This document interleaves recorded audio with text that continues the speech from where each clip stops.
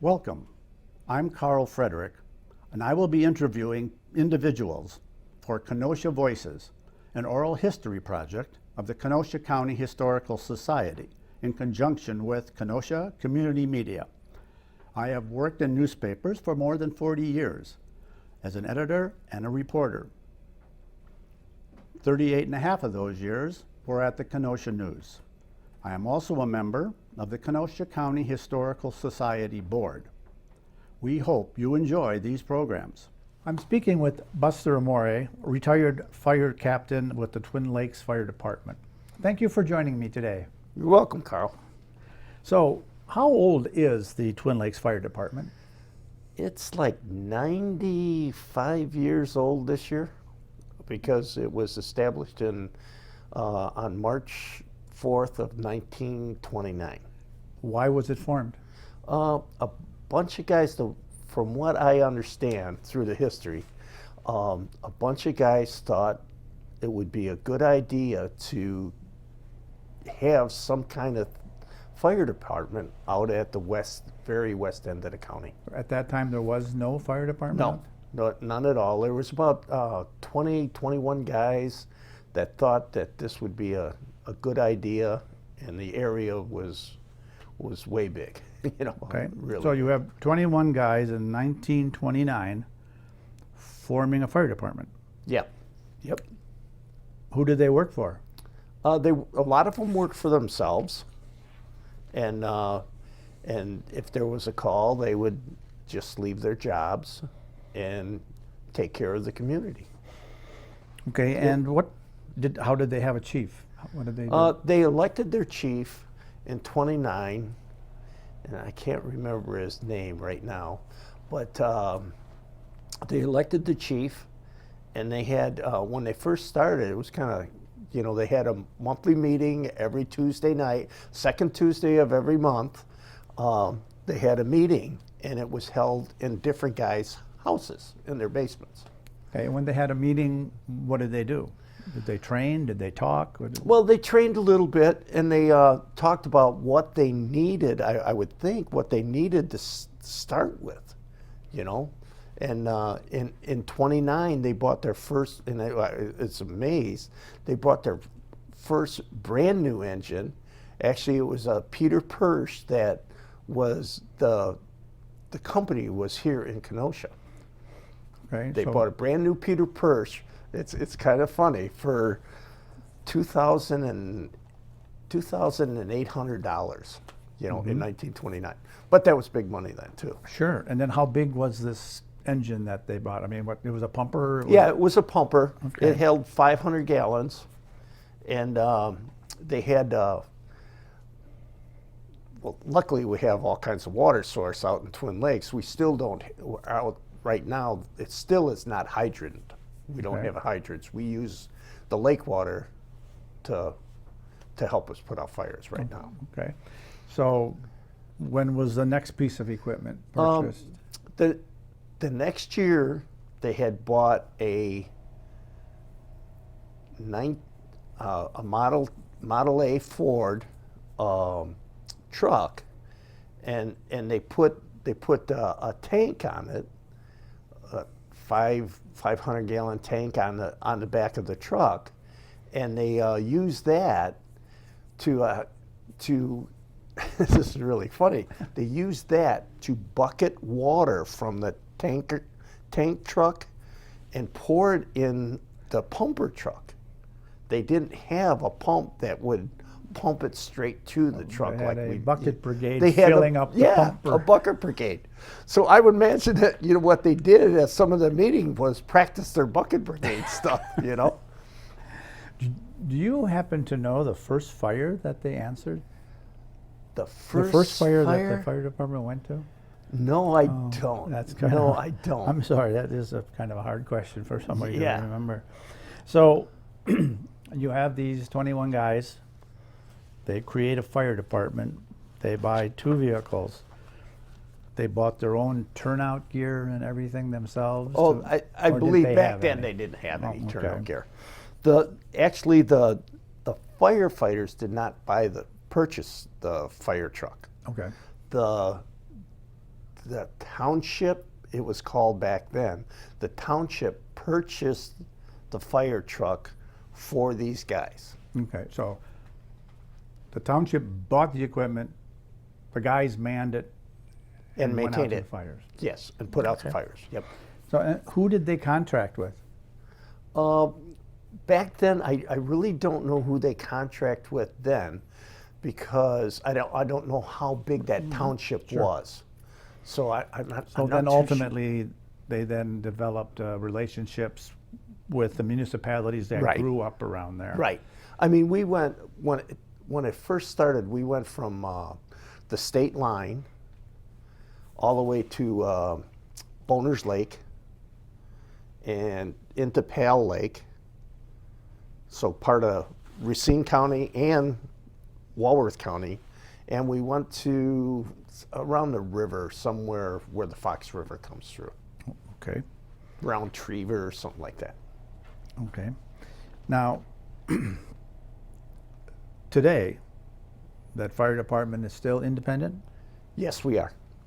Yes, we right now we have we're a 501c3 corporation that it's kind of set up the same way because it's the village buys the fire trucks for us when we need them, and you have to turn them over after so many years or they're not certifiable.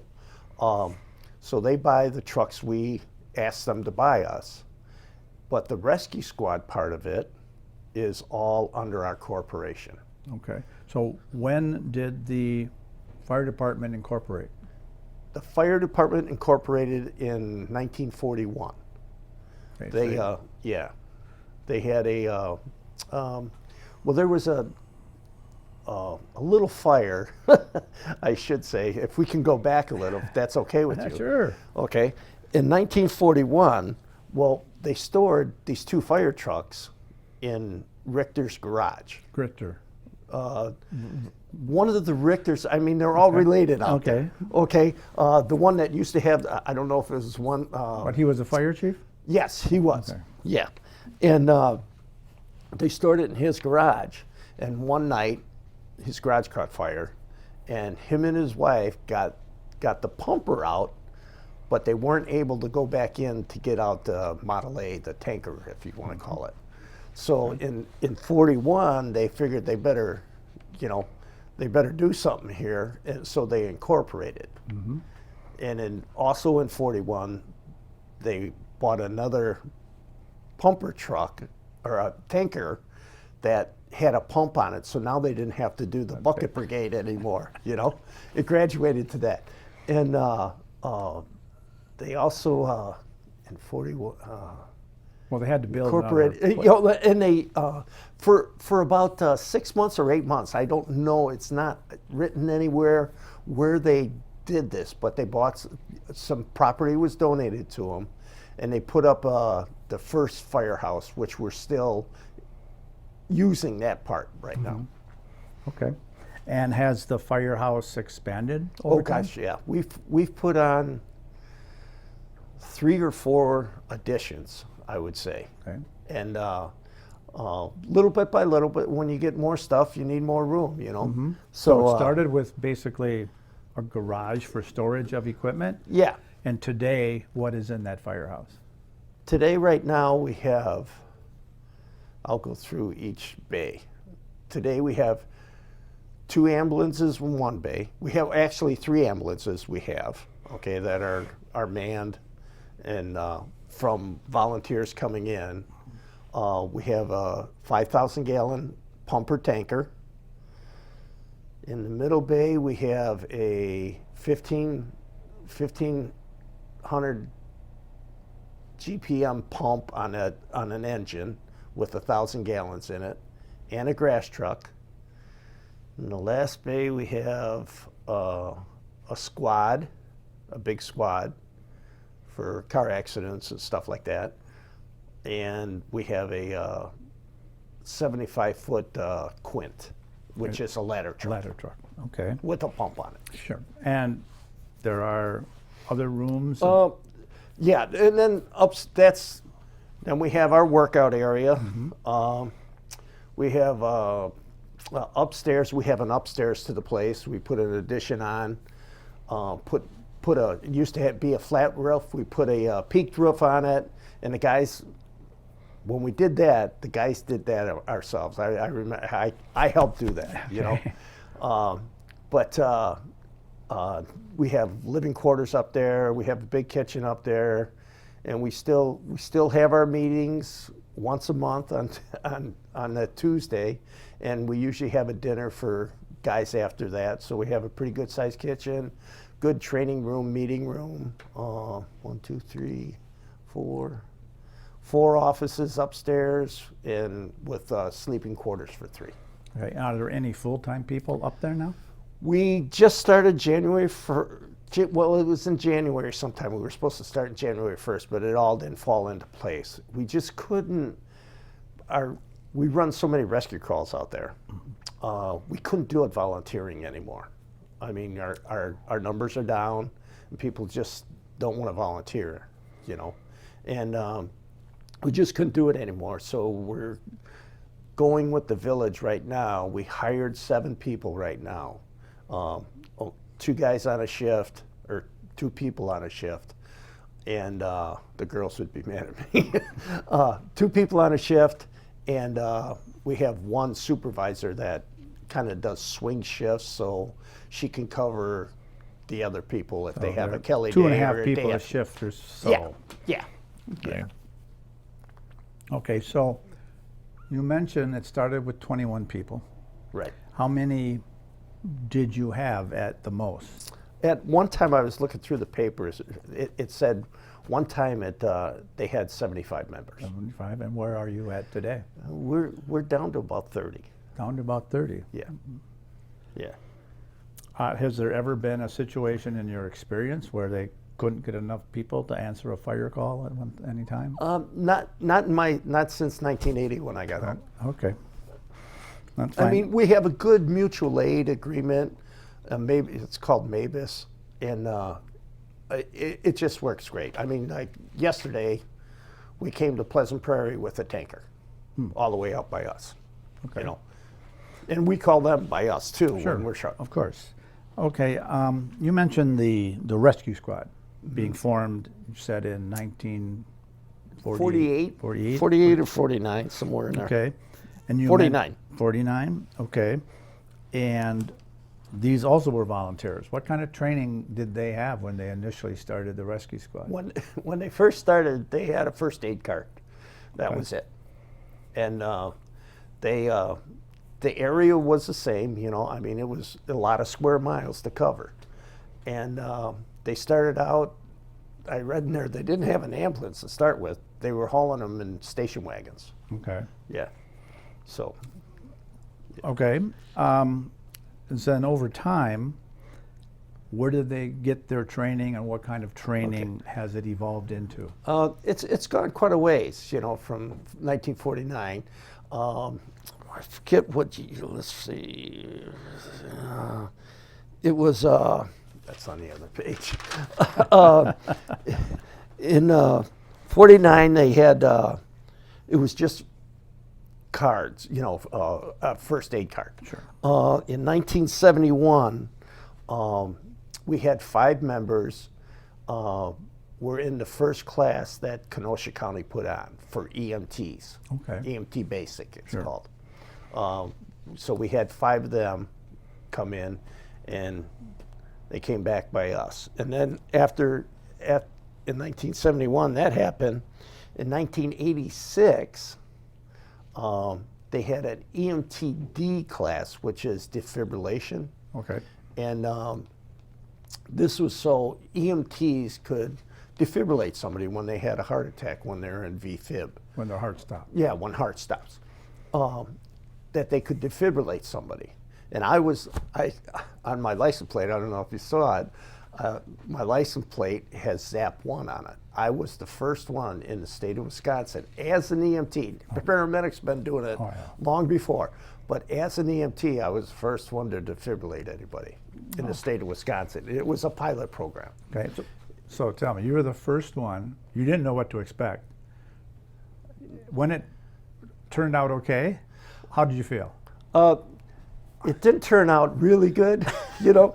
I mean, it was, to me, it's a save. You know, when we defibrillated them, because we're volunteers and it takes us a while to get to our station, and that's why we're putting people in the station now so we can get to the people faster. This guy happened to be in the bathtub, so it was kind of difficult. But we got him back, and he passed away like 2 days later. But to me, you know, it was a good feeling for me because the family had realized, and they donated organs for other people. So to me, it saved somebody's life. Right, You know? and obviously it was still a success because the guy got to the hospital. Right, exactly. Okay, so how else has the program developed for the rescue squad personnel? Okay, now in 1986, at the end of that year, we we went to EMTI school, which was called intermediate at the time, and now it's called EMTA advanced. Okay. Great. That's So- the last. Excuse me. Is that the last step before paramedics? Yes, it is. Oh, okay. Yes, it is. So how long were you in status of EMT advanced people? We're still actually in it right now, Okay. but we just started. That was in '86, and we just started this.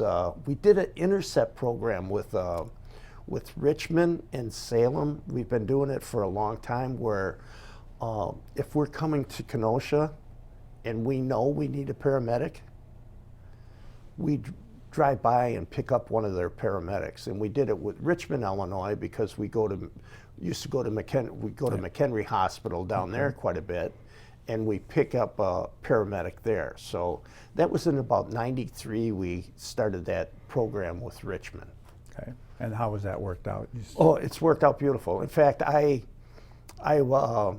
talked to the chief down there, and we're very good friends. And he says, well, maybe some of your guys would like to come down here and be paramedics because we're short of people too. And so it was myself and 2 other guys that went to paramedic school down there. And we were on Richmond Fire Department for a while. And actually, they kind of booted me off when I turned 65 and said, you've had enough here. You know, but I put in 25 years with them. So, it was good because if I was on a call in Twin Lakes, we wouldn't have to take one of their paramedics out of town.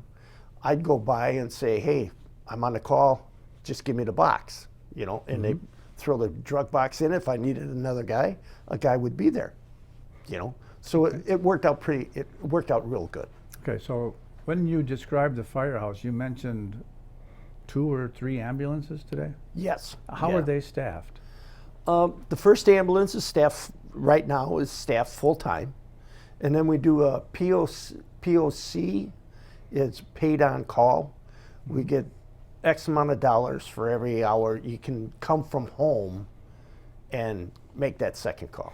And within the last couple of years, since we've got them 3 ambulances, I bet you maybe it's probably been 4 years we've had 3 ambulances. And every time we've filled them ambulances, it's kind of amazing. So you know, you've been able to fully staff 3 ambulances on occasion? Yes. Yes. And you have enough people to call on to make sure that it can happen. Right. Yeah. Okay. I think you mentioned that there were more rescue squads than fire calls. Oh, yes. How do they compare? I mean, how many rescue calls have there been over time? Well, I would bet that I wouldn't know over time, but I would bet that 85 to 90% of our calls are rescue calls. Okay. Do you have any data as into the first year there were X number of calls, and then this year there was a different number of calls, and how the number of calls for rescue service has grown? They kind of do it all on they kind of do it all on total calls. Okay. But it's been 80% or 90% all along. But in I was reading today in like 84 or 5, we had maybe 300 to 400 calls a year. Okay. And right now, last year we ended up with 20 or 1,200 to 1,300 calls. Okay, so that's like 3 calls a day. Yeah, yeah. There's actually my wife is EMS chief now, Okay. and she, before I came here, she was going on call. She was writing calls that she said, "Boy, that was a busy day." She was looking up calls. That was a busy day, and one day we had 8 calls. Wow. So You managed to take care of them all. yes, we like did. that you Yes, had. we did. Okay, so when did you start with the fire? What you started as a firefighter? I started with a firefighter. I wasn't interested in EMS at all. I didn't think I could do the job. I didn't think I was smart enough to take the classes and do the job. And I started just as a firefighter because my wife was working at nights as a nurse, and I was sitting at home and I had nothing to do. I thought, you know, a little camaraderie and help out the community.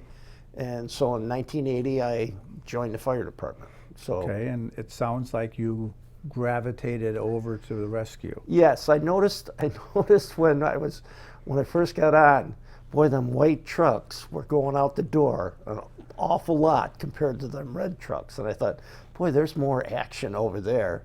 So I went to, in fact, I took the class at Silver Lake it was at Silver Lake Fire.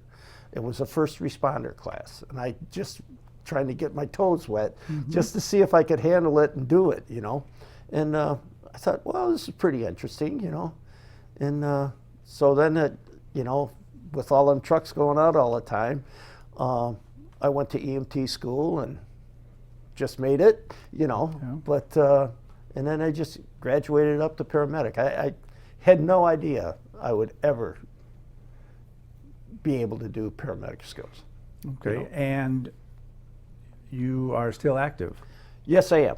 Yeah, I like I said, I gave up my captain spot, and the chief asked me if I would be the fire inspector for the village. So I'm still doing all the fire inspections, helping out anywhere I can, you know, to make things run smoothly. So you mentioned that the village buys the equipment. Right. So how are the firefighters, rescue, paramedic people paid? Right now, we have a. Let's do the rescue squad first. Sure. Okay. Right now, our rescue squad, our corporation, our 501c3 corporation, we contract to the Village of Twin Lakes, Randall Township, and Wheatland Township for rescue service. Okay. On the fire side, we have a contract with the Village of Twin Lakes that says we will man your equipment, your fire equipment, and maintain your fire equipment, and we will store it or put it in our building for an X amount of dollars. Okay. It gets really hairy because, like my fire inspections, that comes from the village. Our hours worked, you know, like guys that are, you know, we get paid a little stipend for come down for fires and stuff like that. That comes out of our association first, then we bill the village for them hours. Okay. So it actually comes from the. Sure. So for rescue service especially, you get money from the 2 towns and the village Right. to help pay for the cost of The cost of your it. rescue squad and and your people. Right, and we also bill too. Okay. Okay, so you mentioned being the first as an EMT to use a defibrillator. Mm-hmm. That was one experience that you had on the rescue squad Right. or as a firefighter. Right. Can you think of any other occasions where, my gosh, I never thought that would happen, or wow, what was that all about? Yeah. Can you think of anything that happened? Oh yeah, it was one 4th of July morning, and we had we used to have a phone system to Okay. call each other. And it would ring like twice as fast as, before cell phones, ring twice as fast in your house. You knew it was a rescue call. So you pick it up and you'd answer. If nobody's talking, you pick it up, say Twin Lakes Rescue, how can I help you? And after you take all the information, and it's really different compared to 911 now, because we used to tell them to hang up. You can hang up now. So then the next thing we do, once we hear the people hang up, we go, who's that? And the first 3 guys or 4 guys that answer the name, they go down to the firehouse and take the truck. Well, one 4th of July morning, it was about 8 o'clock in the morning, and call came in. I went down to the firehouse. It was out in Powers Lake, and we get there, and this lady is having her 3rd child, I believe it is. And I got to deliver a little baby boy, and it was kind of funny because I had the guy that was with me is the funeral director in town, Okay. and he kept saying, "Bus, we should get going. We should get going." I said, "No, Bruce, let's just stay here. Let's just stay here. We can do this, We should get going. We should get going." So I delivered the baby, and did all the things I had to do, and then, "We should get going. We should get going." I said, "No, let's just sit tight, So we delivered the placenta, and after we massaged the uterus and, did what we have to do, wrapped her all up. I said, "Now we can get going, Bruce." He goes, after he dropped her off at the hospital, he goes, "Why didn't you want to go?" I said, "Did you see the mess on that bed?" I said, "That would have been in our cot, in our ambulance." I said, "You would have had to clean it." But that was pretty cool. It was. And in fact, my daughter, I almost delivered her in the back of the truck. Okay. But I probably could have. And But if you I wouldn't would have want to delivered unless the- you needed to, right? Right. I was scared. And if I would have delivered that little boy first, like Sherry would have been older, I think I could have. Okay. We weren't at the hospital 2 minutes, and she was. Oh, okay. Anything else come to mind? Any other fire call, any rescue call that you kind of go, wow? There was this one accident we had out on Highway 50 and Highway P. It was a tanker truck hauling liquid nitrogen or something like that, had rolled into the center median ditch. And we got there, and we did all our checks. We got wind, and which way's the wind blowing, which way we coming in, and stuff like that. And this thing was just about ready to roll more. And I got in. I was captain then, and I had some young guys with me with young families, and I said, you guys stay. I'll get in. So. The front window happened to be out, so I walked straight in, and the driver's on the ground, kind of, and all of a sudden they started cutting the roof, and they must have cut something that arced something, and the whole cab lit up. And for some reason, usually you take your helmet and put it on top of the car. For some reason, I had even my Nomex hood on, and it. All of a sudden, I got a fire here, boys. I yelled out, and man, somebody stuffed a hose at me. I got the hose, and the guy was having a hard time breathing, and he was, he's down, so he's having a hard time breathing now. Now I tried drowning him, with the water. And so I put out the fire. A little while later, it lights back up again. So I tried to drown him again, And then my partner, he comes and it lights up a 3rd time, and he takes a Ansel, a fire extinguisher. It's a bigger type of fire extinguisher, and he just does the whole thing, and puts the fire out. And I thought, man, he's having a hard time breathing. We tried drowning him twice, and now we're suffocating him, And so we got him out. Was he pinned at all, or? Yeah, he couldn't get out. Oh, okay. And so we finally got him out and took him to the hospital. And I was so, you know, I mean, it was one of them things where I was, my daughter had passed away not too long before that. And I thought, hey, Cher, am I coming with you or what on this? You know, because I told the guy I wasn't leaving. I wasn't going to leave, you know. And so when I came out, I was just amazed at Wheatland's Fire Department, how they had that semi. They had 2 of their engines there tied off with big tow straps for airplanes. Yeah, that truck wasn't going anywhere. I don't know what I was worried about. You know, them guys did a heck of a job. You know, that was another one where I got a little nervous. Okay. You know, Any fire that you remember being particularly hot, or anything that where you're in the lake or whatever, because that's where your water is? Or? yeah. We had a fire just down right on the lake. It was a condo fire, one of the condos going up, and I don't know what started it, and we were fighting it from the water, and I remember kneeling in the water, probably 20 feet offshore. It's kind of shallow there.